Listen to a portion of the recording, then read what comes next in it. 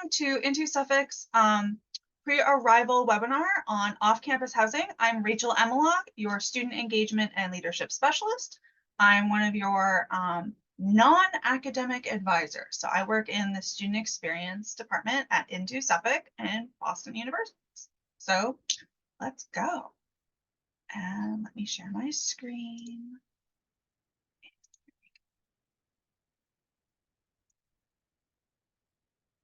Okay, so, woohoo. Ah, what happened? No. This. Okay, sorry about that. Here we go. So this is an off-campus housing webinar. There will be another webinar in a couple of weeks, but today we're going to talk about Boston's public transportation system, the MBTA, also known as the T, the neighborhoods of Boston, which is very important. We want to make sure that you all know where to live and what kind of neighborhoods are fun and where students are living. We're also going to talk about expenses and rental vocabulary. We'll look at the off-campus housing portal that Suffolk University provides for all students. We will also look at Roost Up, which is Into Suffolk's preferred housing, off-campus housing partner. We'll talk a little bit about renters' rights so that you understand that as an international student, you still have rights in Massachusetts and in the US when you are renting property. And we'll go over some important dates for your arrival at Into Suffolk next month. Oh my gosh, it's next month. Oh, that's so exciting. So first, let's talk about the MBTA. This is Boston's public transportation system. This is short for Massachusetts Bay Transportation Authority. There are several different train lines. You have the Blue Line. It's very fancy because you know what things are because like they're color coded, which is kind of silly, but that's how it works. Where's my little arrow? This one? Yeah. No. Yeah, that works. Okay. So the Blue Line is blue, and that's kind of northeast of the city, and it goes along the coast. Then we have the Red Line, which starts at Athelwythe in the north, kind of around Cambridge, North Cambridge, and it goes all the way south to Braintree and Mattapan. We'll be talking more about the Red Line in a few minutes. There's also the Green Line. The Green Line is one of the oldest train lines in the country. I think it actually is the oldest, but I'm going to say one of. The Green Line has recently been expanded from North Station all the way to Union Square and Medford Tufts. So these are some new train stations. They're very nice and pretty. The train has 4 different branches. So we have the E train, which is probably your most reliable. We have the D train. We have the C train, and we have the B train. Now, I know that looking at this map, the Green Line looks extremely useful and accommodating. However, this map is a bit of a lie. The Green Line does go out into the western part of Massachusetts. And so depending on which train line you take, your commute could be anywhere between 10 to 15 minutes to an hour and a half, depending on where your apartment is along the Green Line. So we'll talk about that in a minute. The next line I want to talk about is the Orange Line, which goes from Malden at Oak Grove all the way south into Forest Hills. This is one of the more popular train lines that students are using at the moment. It hits a couple of different universities, and so it's a very useful train line. It is similar to the E train in that it goes towards different universities and the Longwood area. Several students live probably from Jackson Square North. And so it's a very interesting place to stay.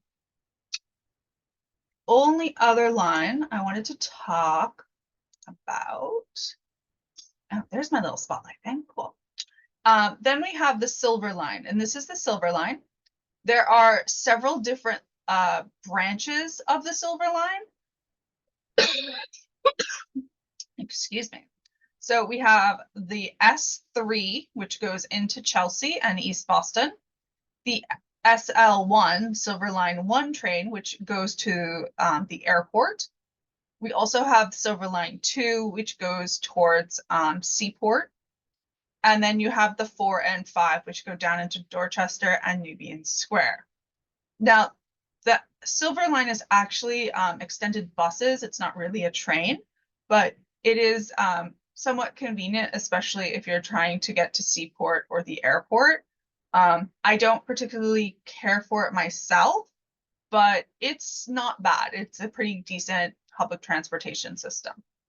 Now, the other train line that we're going to talk about is the Purple Line. This is the commuter rail. So you'll see that there's many different branches of it. This isn't the greatest map. Now, the Purple Line goes out very far outside of Boston. So up to an hour to 2 hours outside the city to take the train in. Now, the commuter rail line is a little bit more reliable because it is on a schedule. So it's on a set train schedule, whereas the other subways arrive at train stations every, say, 10 to 15 minutes. The purple train has set times that it arrives and set times that it leaves. So it's a little bit different. Now, you're probably wondering, how much does this cost? So in Boston, we have our Charlie card system. And the Charlie card is a hard plastic card that you can add currency to. You add money to it. Now, each way is $2.40. So if you are coming from Medford to campus, so campus is right about here in the middle, this costs $2.40. And then to go back would be another $2.40. You could take it from Medford all the way to Heath Street, it's still going to be $2.40 anytime you enter the train. However, there are other ways that you can do this. You can pay for a one-day pass. So a one-day pass gives you unlimited travel for a whole day, and it's only $10. So instead of, maybe you're going to go grocery shopping, maybe you're going to go shopping with your friends, you want to go to the museums, so you're going to be getting on and off the train quite a bit. The one-day pass might be your best bet.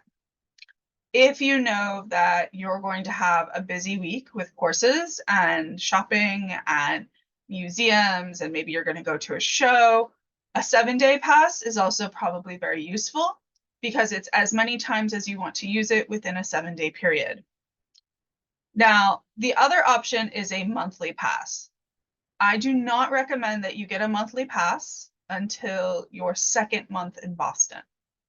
This is because I want you to make sure you know how often you're going to use the trains. So the 7-day pass is probably perfect for when you first arrive, so that it's not too much money, so that if you're not using the trains or the buses as often, you don't have to worry about the loss of income. The monthly pass is very useful once you have your schedule.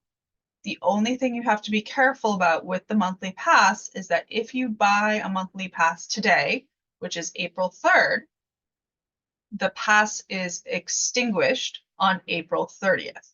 It doesn't matter if you purchase it April 15 or April 3 or April 1, the pass stops working on the 30th at the end of the month. So that's why I recommend that you not get the monthly pass when you first arrive. Try to get the 7-day pass. The 7-day pass will give you a little bit more flexibility. Does that make sense? Do you have any questions? You're good? Okay, awesome. So we're going to jump out of my MBTA and we're going to talk a little bit more about the trains, but we're going to use Google Maps to talk about them, if that's okay with you. So let me pull this over here and we're going to share a different screen. So this is Google Maps. And as you can see, I've already kind of pulled up the different, the public transportation. Google Maps is probably one of the best bets that you can use for knowing where things are in the city and making sure you have an accurate account of transportation commute times. So here's campus, the little blue. That's our campus. And then this is the blue line. And as you can see, it goes up the coast. You could live over here. This is a great spot. This is Wonderland. It's right near the beach, public beach. You can go swimming and walk along the coast. It's very nice. And it's very easy access to campus and easy access to the airport. What I wanted to pay more attention to over here is our green line. So remember I said the green line's awesome. It's kind of new. So this is the new section of the green line. And then, where'd my annotate thingy go? Okay. So this is the new section of the green line. And it's pretty easy. It's pretty convenient because it's not too far. And it is very affordable to live along the green line north. It's also very affordable to live along the red line north. Okay. The green line south or west is where you get a little tricky. So this is E train and it goes, you can kind of jump between the green line and the orange line, depending on where you're living. This is also one of the green lines. This goes all the way out to Waltham. This is about an hour's drive minimum. So I would say be careful. I wouldn't live any farther out than Brighton, just because of the commute times to get into the city. But luckily, this area is extremely full of apartments. This is a very popular area for students to live. Brighton, Alston, Brookline, very popular for university students. You also have Lower Alston here, which you could take the green line or the red line through Cambridge because you could just go over the bridges. So this is like a really nice area. Just be careful when you're looking for an apartment, making sure you understand which train line it's on. Okay. So cool, right? It's very colorful. I mean, I think it's very colorful. I would say if we were going to make a simple, shapy map, let's see if I can do it. I remember how to do it. It's been so long since I've had to do something like this. Yeah, there we go.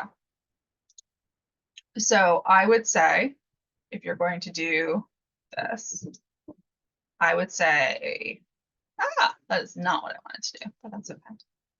I can fix it. I would say something like this around the city would work pretty well. I apologize if you hear strange sounds. My dog is quite enjoying his bone.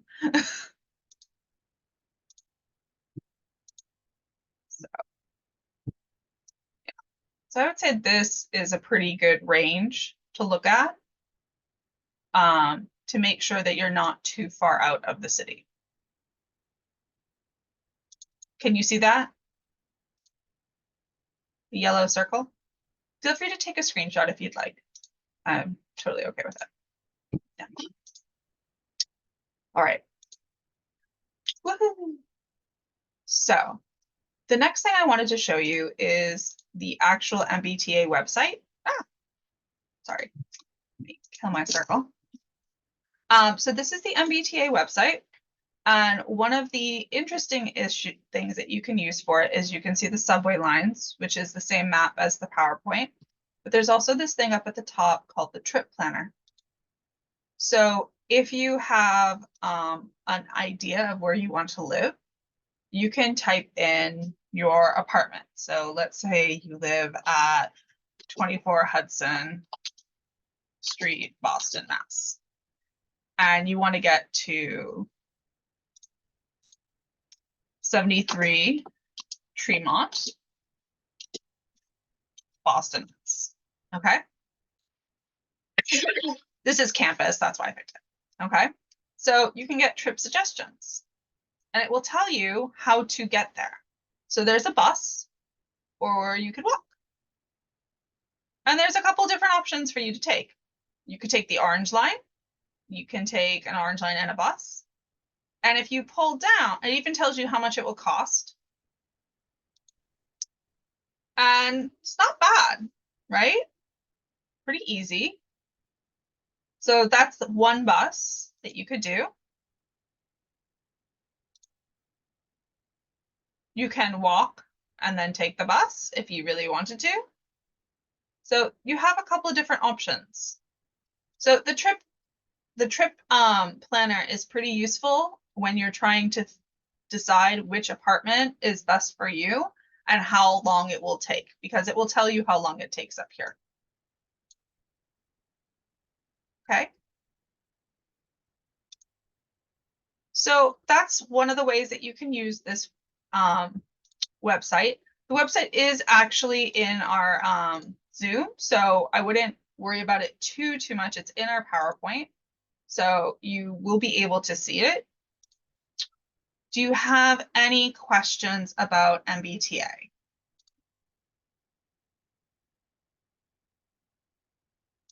No, you're all set? Oh, yes, question. Okay, awesome.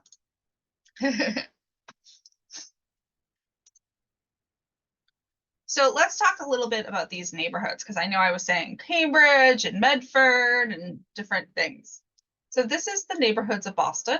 You have East Boston, Charlestown, Somerville, Cambridge, all of these things. They're pretty awesome.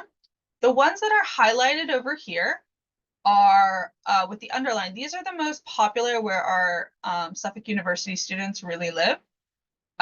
They are extremely affordable places to live. Alston and Brighton, which is near Fenway. It's kind of this little blue dot over here. You also have Back Bay, which is over here, also along the Charles River. You have Cambridge, which is huge. Cambridge has the red line. There's also East Boston, which is way over here. East Boston is probably one of the most affordable places that you could live. Fenmore and Kenmore, which is over here in the green. Malden, which is a bit north. If we were looking at it this way, it would be north of Charlestown, and Medford would be north of Somerville. Somerville's actually much bigger than the photo, but there's that. And then we have the South End down here. So most students don't typically live very close to downtown. If they do, they might be in Beacon Hill or the West End. North End is very popular. However, it's one of the oldest parts of the city. So the amenities are not necessarily as great as they would be, say, if you were in Back Bay, where there's quite a bit newer complexes.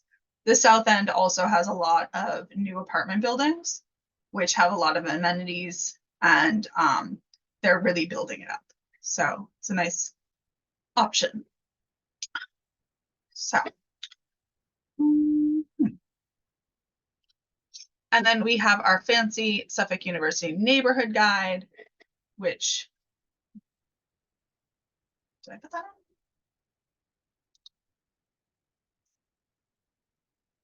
Oh, so this is a document that you are welcome to grab.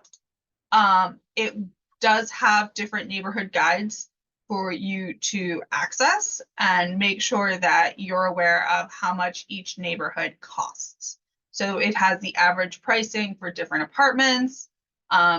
If you want a 1-bedroom or a studio or a 2-bedroom. So you do have access to this so that you can find out more information about each of the different neighborhoods in the city.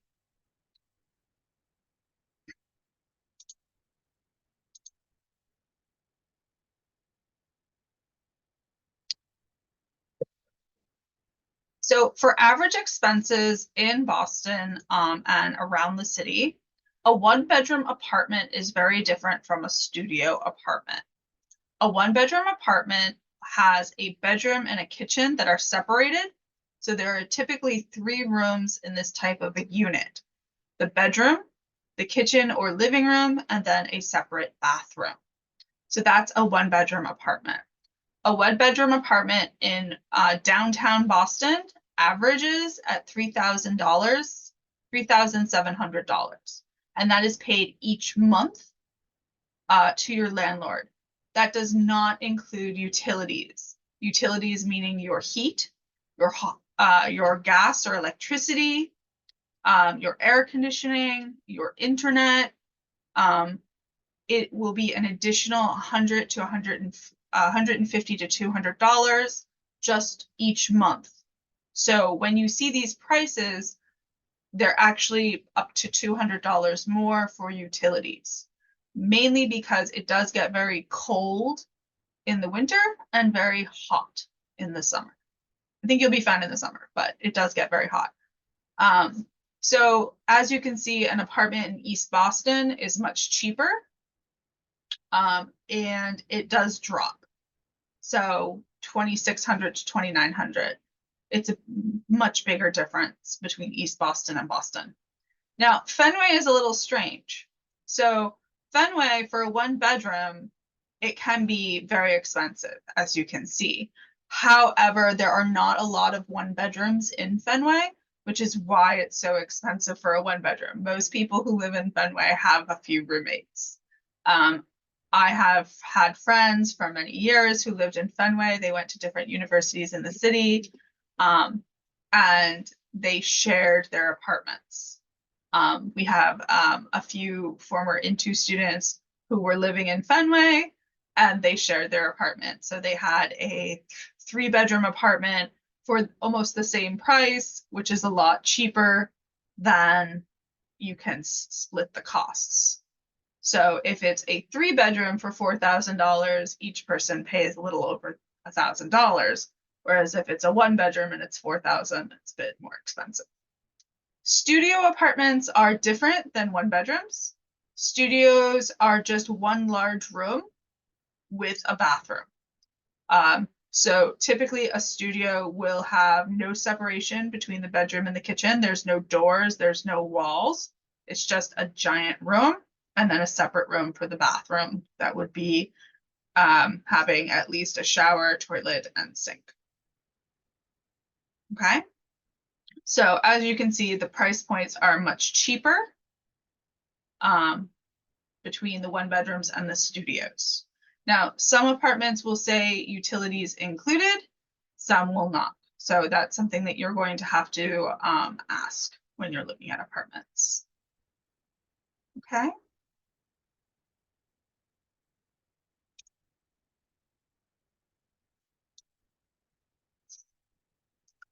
So let's talk about some of the words that I've been using and some words that you will find in different contracts and advertisements for apartments. So a lease is the contract between the renter and the owner. Okay. So when someone asks you to sign the lease, that is your agreement to rent the apartment. When you apply for the apartment, you are not signing a contract. You're just saying, yeah, I want to see it. You can learn about me.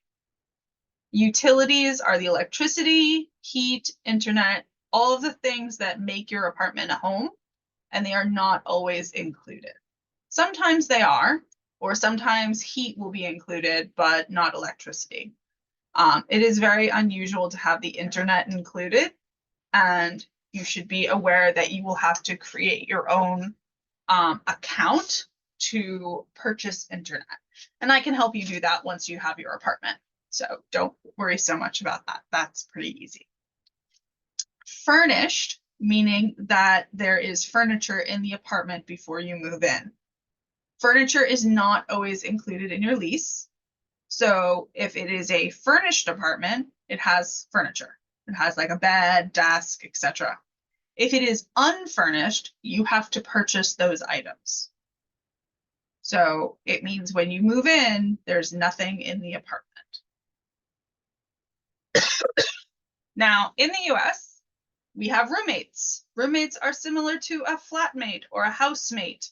It is the person that you share the rental property with. If you are living in an apartment and you have a friend you want to live with, that's your roommate. You may or may not share the bedroom. It's your choice. Some apartments are rented per bedroom. Some apartments are rented for the whole unit and you have to find your own roommate. It kind of depends on you. And I'll talk more about roommates when we look at the off-campus housing portal. Amenities are extra features of the building. So they are public features for anyone who lives in the building.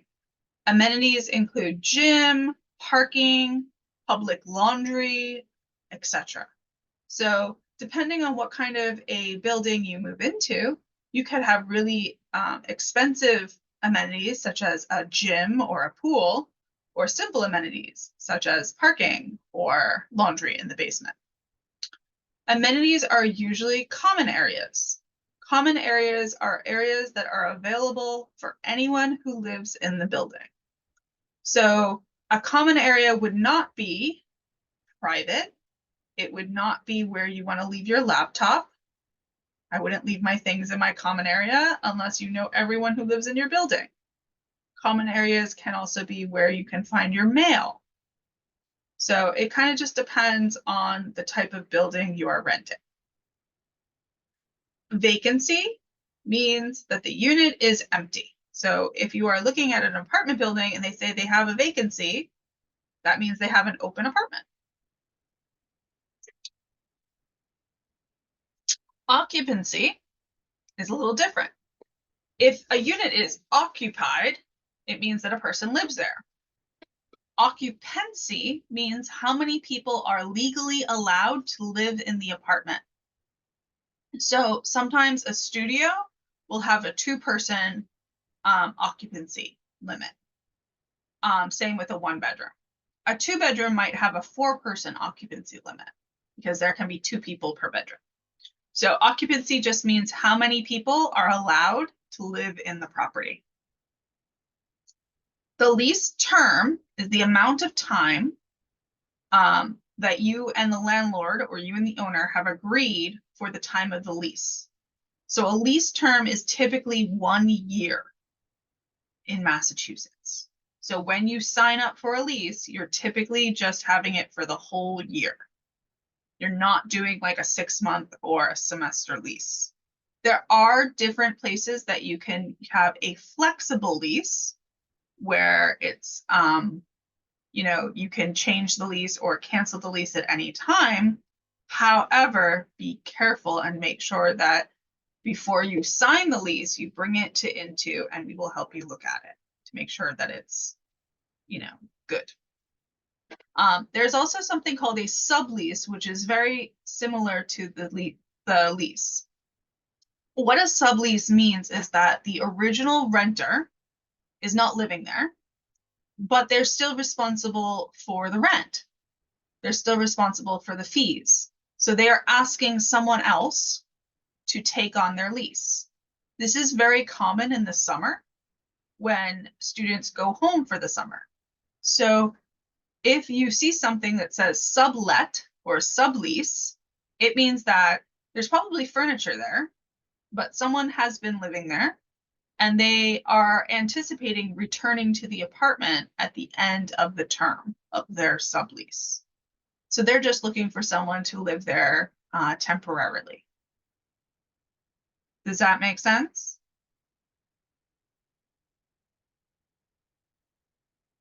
You good? Yeah.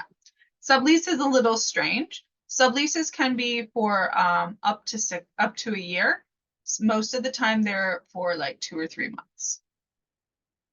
Now, the next is the broker or the agent. The broker or the agent is the real estate agent who is there to help you find an apartment. However, they don't necessarily work for you. They typically work for the landlord. And the agent or broker fee is an additional amount of money that is charged to the renters from this agent to helping find and fill the apartment. Okay? So if I am renting out a room in my house and I tell Christine I will give you a percentage of the rent, she will be more likely to help me find someone to rent the room in my house, right? So this fee is paid for by the renter, so that the landlord is able to fill their house, their apartment.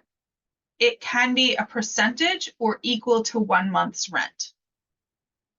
So when you're renting an apartment in Boston, typically they will ask for the first month's rent, the last month's rent, and a security deposit, plus the fee. So it could be up to 4 times the rent, depending on where you are looking. So just be careful, and if they're asking for a lot of money before you move in, feel free to email me or Christine or the Intu office, and we'll look at your lease and make sure that, you know, it's real and you're getting an actual apartment and everything's normal. Okay. So I talked a little bit about the off-campus housing portal. This is a system that is offered by Suffolk University. It is legitimate, and you can sign up with your Suffolk University email, or you can sign up with your Gmail account and let them know that you're an incoming Suffolk student. It is a way to find housing. It is also a way to find roommates. So pay attention to the distance from the university to public transportation, and make sure to use the filters at the top, talking about price, location, number of rooms, amenities, type of lease, etc. If you're looking at the roommates portal, you can use this to find a roommate. You can use it I think of it kind of like a dating service almost, because you can upload your photo, you can fill out your profile, you can use filters to find people you have things in common with. And it's also a really good networking strategy. So I think it's kind of something fun to think about using. And I have heard from students that it is a pretty useful way to find a roommate and to find, even just to find new friends, even if you don't, want to live with them. So I'm going to share the housing portal. I apologize for coughing. So this is our Suffolk University off-campus housing portal. And you are totally welcome to go in when you first go in and just hit sign up. When you hit sign up, you are a Suffolk community member. So you can just use your Suffolk University email to sign up. It's going to ask me all my information. Then I log in and then it yells at me, which is normal. And you can, if it's your first time, you just create an account. It's very simple. You fill it out. You put your Suffolk University email. You are a student. If you're a graduate student, if you're AE, you can still put graduate student. And then you can just say off-campus housing office and when you want to move in. Typically, I would say to click yes on both of these questions, click here, and then click register. Once you register, you're going to be brought here to the housing page, if it will work. Maybe. So this is our off-campus housing portal. It's pretty simple. It is run by apartments.com. All apartments in here have been verified by apartments.com that they are legitimate. So most of them are pretty nice. If you look over here, it says the address of the apartment. So this is the name of it. Here is the address, the type of rooms that they are offering, and the price points. So as I said earlier, Malden's pretty cheap, and Pleasant Street's a really good area. Malden is a very up and coming place.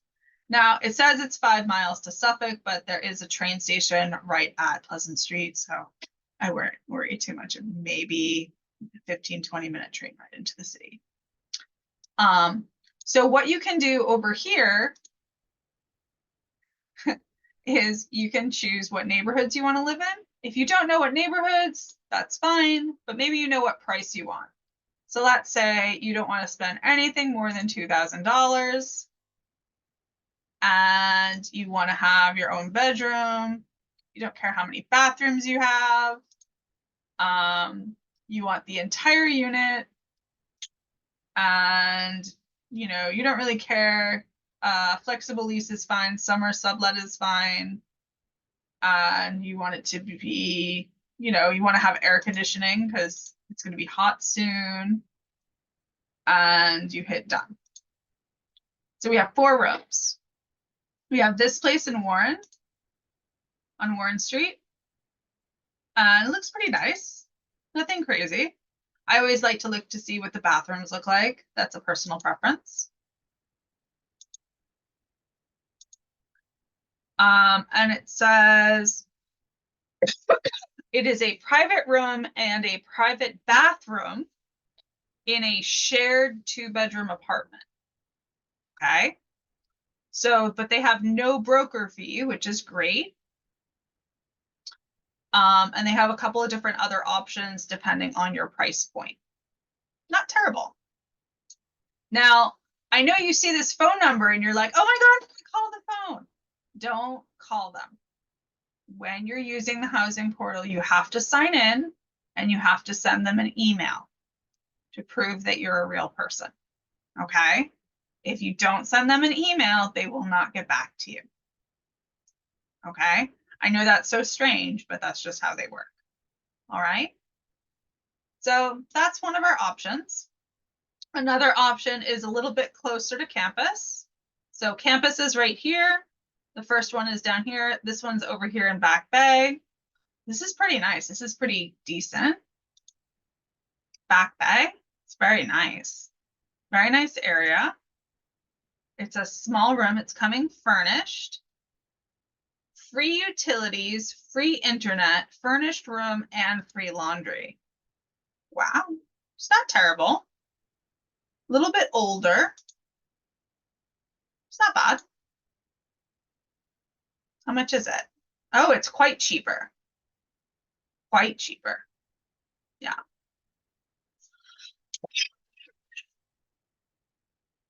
So it is available from May 1st, which is good. So you could move in before orientation and you could stay until August or until December, depending on what you wanted to do. Not bad. Everything's included. They are asking for a security deposit. And they do have a broker fee. So upfront requirements, meaning what you need to pay to move in. It's not bad. Pretty easy. Let's see. See if we did transit. Yeah. So it would be on the D train. I don't think that this would take you an hour on the D train, to be honest. I don't think it'd be to take 25 minutes. It's probably less than that. Yeah. Because you could go from here. You could take the D train here. Or you could take one of the other buses across the street. Yeah. Because if you did this, you could do it from Longwood, but you could also do it from Fenway. Okay. Very nice. Not bad. Yeah, very easy, right? So things to kind of think about when you're using this is not necessarily the location of the apartments, but also the location of the apartment to public transit and grocery stores and all of that stuff too. So just be aware. This one looks like it's more in Brookline. So that's a bit farther out. That might be up to an hour commute and it's a little bit more expensive, but it looks like it's a bit bigger. So it kind of just depends on what you're looking for. And then this one is in Alston. This is right near one of the train stations. A lot of pictures of the outside. It's not bad.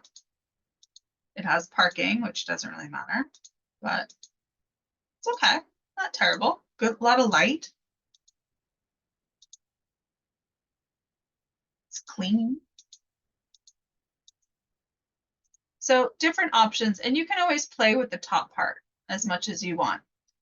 One thing that I would recommend for just to make sure is to see if they are international student friendly. Some places are, some places aren't. Whether you click that or not is up to you. You don't have to, but it might, you know, help you out a little bit. So this is what it looks like. You can say that you don't want to have a broker fee, but it will limit how many apartments that you have options for. Okay. And then the other section is the roommates one, which I don't have access to. But I do know that it looks like an apartment and it's pretty nice. It looks like a dating site and you can like say if you're an early riser or not, which is kind of fun. So that's the off-campus housing portal. I know that sounds strange, but that's just kind of how that works itself out. Now, next we're going to talk about Roost Up. Roost Up is the preferred off-campus housing partner of Into Suffolk. And Roost Up is kind of awesome. It is not a single apartment per person. However, it is a little bit more updated than some of the other options that we looked at. So Roost Up is kind of a very fancy way to find an apartment. It's typically only for graduate students, and you are paying for a bedroom in an apartment with other people, but the other people have been vetted. They've had background checks, and you will know who you are living with before you move in. So I'll show you Roost Up. Roost Up is one of my favorite things to talk to students about. So this is Roost Up. And all of the apartments come completely furnished. You have a private bedroom, fully equipped kitchen, meaning the kitchen has all of the kitchen utensils. It's very clean. You have utilities and Wi-Fi that are all included. There's free laundry in the unit, but even better, there is a cleaning service that will come and clean your house every other week. They clean all of the common rooms, so living room, kitchen, shared bathrooms, all of that. They also have qualified roommates, meaning that they do background checks and they make sure that you're living with professionals or graduate students from the Boston area. They also have flexible leases. So if you need to move out or you find a friend and you want to live with them, you can end your lease pretty easily. Okay. So we're going to click on Find a Home. And sometimes they have things, most of their apartments, they had like seven or eight available like yesterday, and now they're up. But they have them in different neighborhoods and they're always near public transportation. East Boston are usually cheaper. So we'll look at this one. So this is available September 1st, which doesn't help you right now, but it would help you for fall semester. And you can choose whether or not you want to have a shared bath or a private bath, depending on where you're living. Okay, so some of the rooms are en suite, some of them are not. Now, this is just for the bedroom and the private bath. This would be for the private bedroom, but it would be a shared bath, which is why there's such a difference in the price. Okay, so we'll look at the East Boston one first, just because I love the East Boston apartments. Now it tells you the names of the people that you would be living with. And then you can do photos, which is okay. But you can also do a 3D tour, which is my favorite thing to do. I'm getting a little bit better at it. So this would be your living room. You would walk in, and the first thing you see is this beautiful kitchen. Very clean, very nice looking. And then you have the in-suite laundry, which is right here. So it's private, it's public to anyone who's living there. As you go down the hallway, this is one of the shared bathrooms. So it's a very simple bathroom, but it's nice, and you would share this with the other people living in the apartment. The bedrooms are fairly simple, but they come furnished. You have a fairly large bed, windows, mirror. They all come with a desk and a dresser. And they also come with a closet space. So this is all included. So you don't really have to go shopping for anything, which is very nice when you're first moving in. The ensuite bathrooms are almost the same. I don't know if this one even has ensuite bathrooms. Some of the units don't. So this one looks like it has like a little balcony. Same, it has the desk, it has the dresser, and it has the mirror. Some of the units have ensuite bathrooms and some of the units don't. So this one might just not have any. But this is kind of one of the options that they have. And then if we're looking at the Mission Hill one, which is much more expensive, as you can see, it has a lot more people living there. These apartments are not gender-based, so anyone is allowed to live there.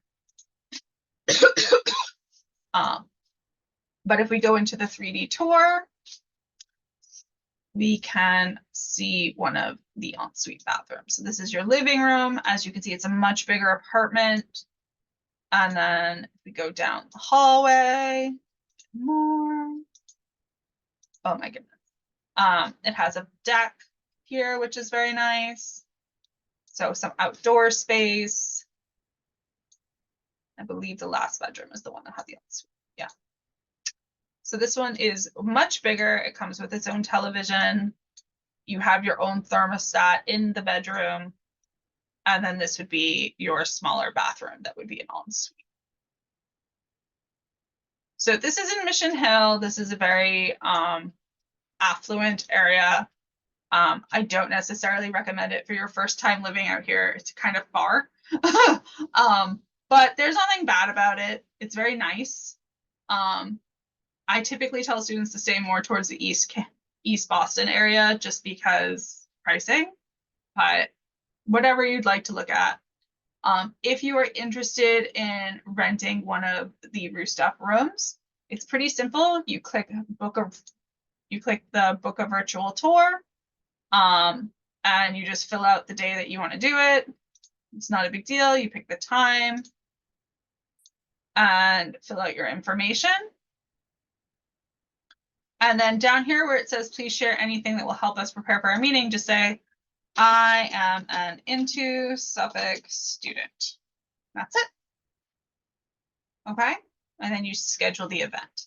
When you are saying that you are an Into Suffolk student, you are given priority over other people who are applying for the different rooms. So something to consider when you're looking to do this. To do the virtual appointment, it's 30 minutes. It's just a Zoom. It's pretty simple. And I have, like, to be quite honest, I feel like it's probably one of the easiest ways.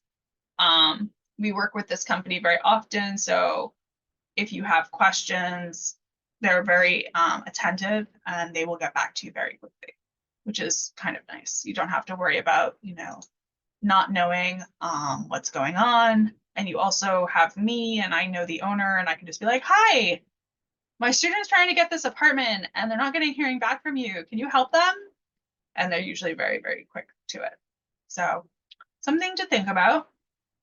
Do you have any questions about Roost Up?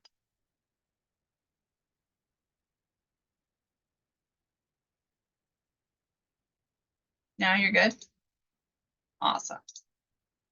All right, so now we'll go back to my super awesome PowerPoint that I know you're enjoying. I enjoy my PowerPoint too, okay? Now we're going to talk a little bit about renters' rights in Massachusetts and in the different resources that you have. So we have a renter's checklist that you can click on that is full of different questions and considerations that you should make before you sign a lease. This is something that everyone does. It's not just for international students, it's also for domestic students. And then Massachusetts has also created a renter's guide for students to make sure that you know what questions, like what kind of answers you can give, and also what kind of questions landlords ask of you without making you feel uncomfortable. So I'll click on the checklist first. Should pop up. We'll find out. Maybe? Really? We'll see. Open! No! This always happens with my PowerPoints. Oh, come on. Yeah, that's what I thought. Ugh, silly. All right. I will send you a link to this stuff. I don't know why it's not pulling it up, but the checklist and the renter's guide are very important, especially to look at before you start renting. Yes, yes, yes. I understand. Hold on. Let me. Yeah, I know. Ugh. Hold on. Let me. Let's exit.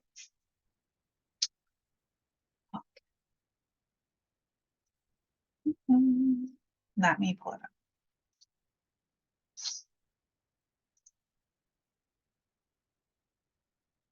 Huh. Interesting. That's weird.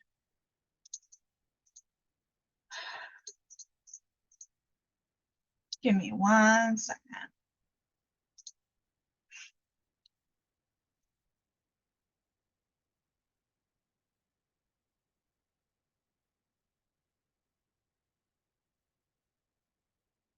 Okay.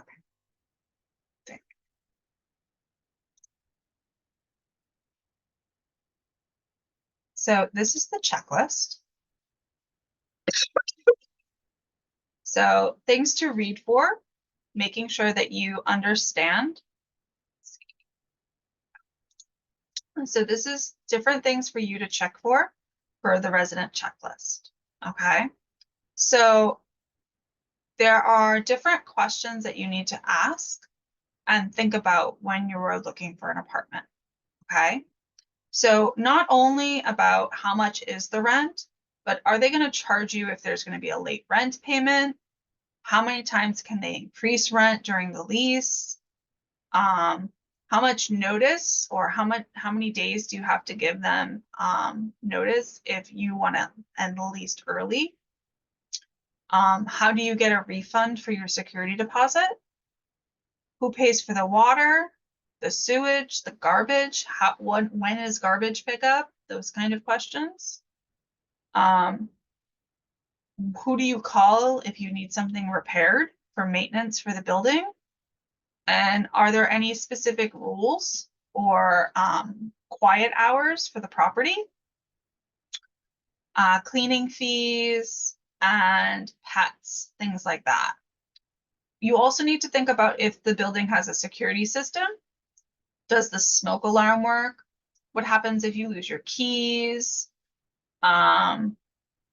If there's no air conditioner, are you allowed to put an air conditioner in the window? If they say no, how are you going to keep your house cool? Things like that these are things to think about. You also kind of want to think about,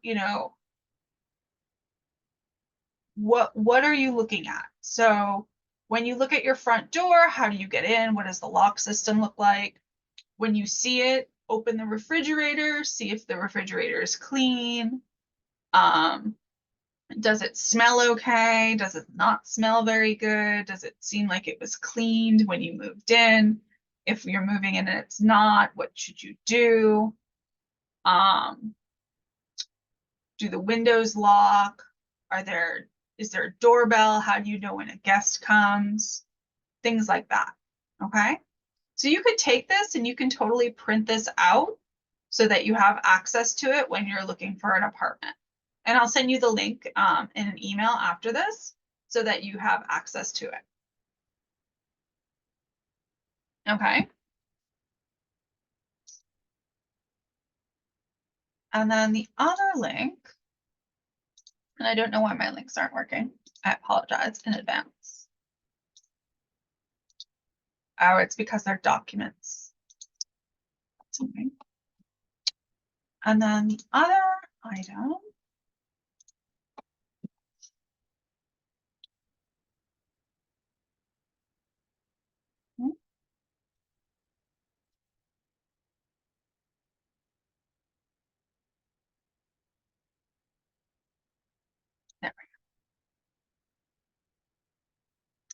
So this is the off-campus guide from the governor.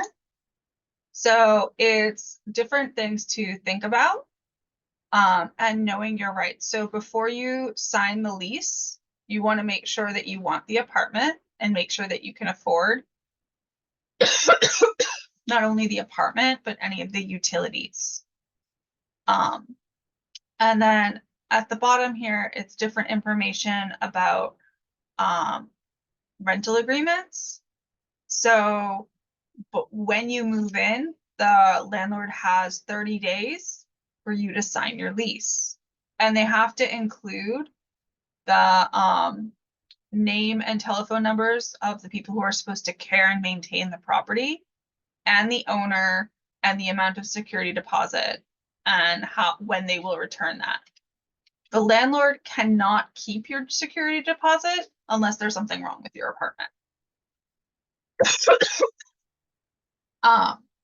So these are just some basic rules and remedies for you to look at, but they also give you things that the landlord cannot do versus what the landlord can do.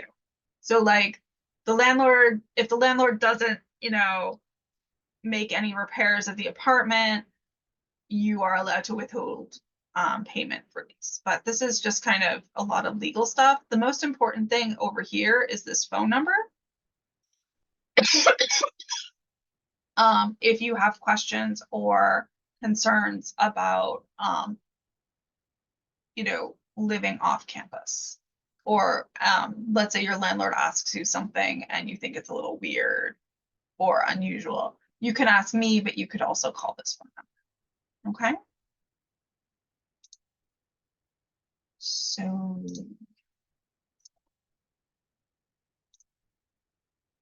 Whee.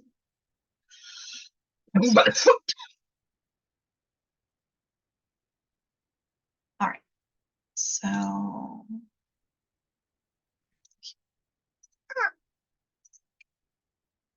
All right. So last but not least, just wanted to go over some important dates for summer semester. Payments should be made by April 1st.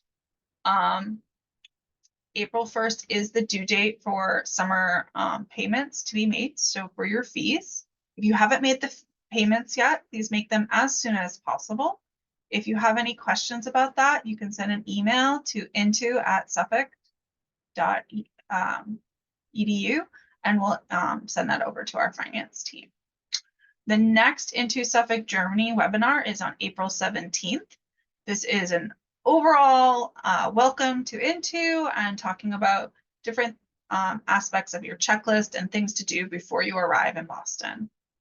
Orientation is on May 10th. You are required to attend orientation, so please make sure you're in Boston before May 10.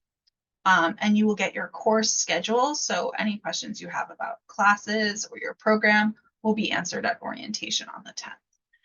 If you have any questions before then, please send us an email. We'd love to hear from you. Oh my goodness, I don't know why I'm coughing so much. So I'll stop my share. Do you have any questions for me? Did I go too fast?